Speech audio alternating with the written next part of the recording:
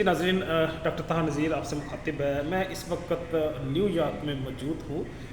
ایک تو new York city ہے، دوسرا نیو یارک اسٹیٹ ہے۔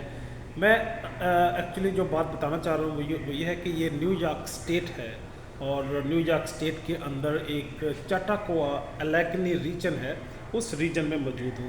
چاٹاکوا جو ورڈ ہے، یہ ورڈ یہاں پہ جو لوکل انڈین رہتے تھے، جو صدیوں سے آباد تھے، ان کے ورڈ سے، ان کی لینگویج سے بورو کیا گیا ہے۔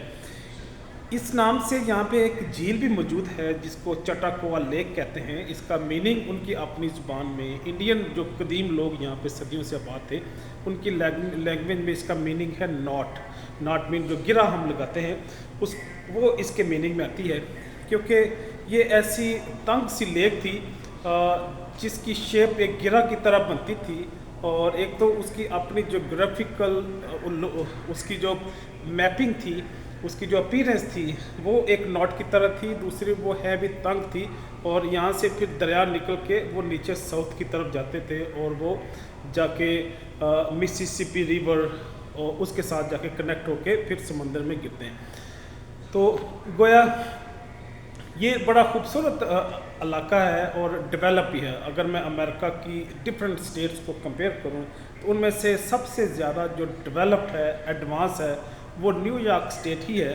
اور نیو یارک اسٹیٹ میں نیو یارک سٹی جو ہے وہ میں سمجھتا ہوں کہ سب سے زیادہ ایڈوانس اور سب سے زیادہ ڈیولپ اربن ایریا ہے یو ایس کا۔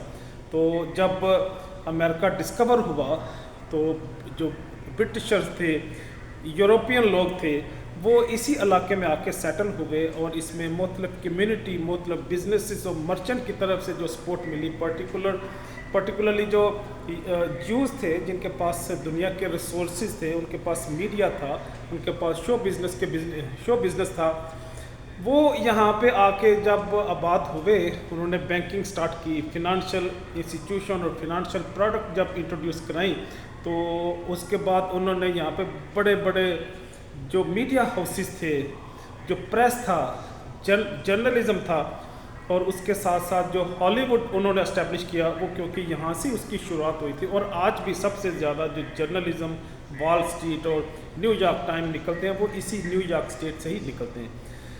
تو گویا اس جو اللہ نے انہیں بہت بڑی نعمت دی نیو یارک، بلکہ پورے امریکہ کی شکل میں، اس کی جو ترقی کی منازل اور آگے جو پلاننگ ہوئی، وہ اسی نیو یارک اسٹیٹ سے ہی سٹارٹ ہوئی۔ اور اس یہاں پہ چلتے پھرتے میں اس چیز کو محسوس بھی کرتا ہوں کہ باقی یہ نیو یارک جو ہے، یہ فنڈامنٹل پارٹ ہے، یہ بیس کیمپ ہے۔ یہاں سے پھر جو یورپین نے اور جو برٹشرز نے باقی ایریا کو آکوپائی کر کے یونائٹڈ اسٹیٹ آف امریکہ وہ اسٹیبلش کیا 1775 میں۔ اجازت چاہوں گا، اللہ حافظ۔